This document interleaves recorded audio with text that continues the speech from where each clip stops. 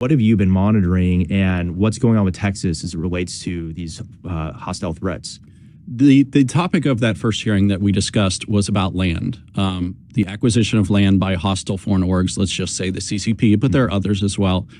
And so we spoke about land, the importance of preventing adversaries from accessing land in all sorts of ways.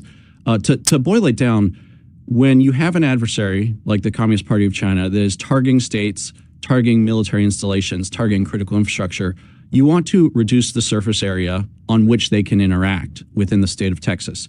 So you do that by saying they can't own land here, they can't own property within certain distances of certain assets. And you do things like Texas did in 2021, I believe, which was they said foreign adversaries cannot contract with critical infrastructure providers.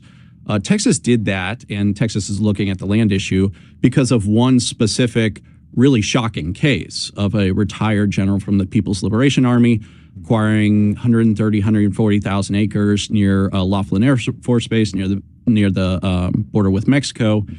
And he says he wants to create wind farms there. And he did stand up some wind turbines. Texas, I think, rightly recognized this as the threat it was. We can't have generals from an adversary military plugging into the energy grid in Texas. And so they enacted that legislation. Now, he actually got some wind turbines up before that legislation took effect. So he does have control of some wind turbines down there, is my most recent understanding.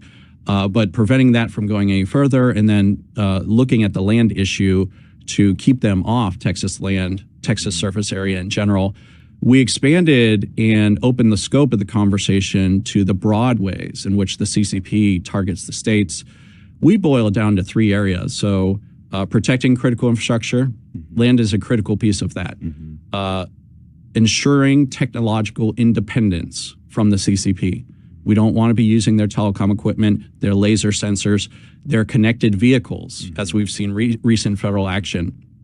And then, of course, shutting down influence operations, where we're working, very hard on topics on that across states. So those are the three buckets we discussed, and we discussed how China is specifically targeting the states because they consider the states to be the soft underbelly of American governance.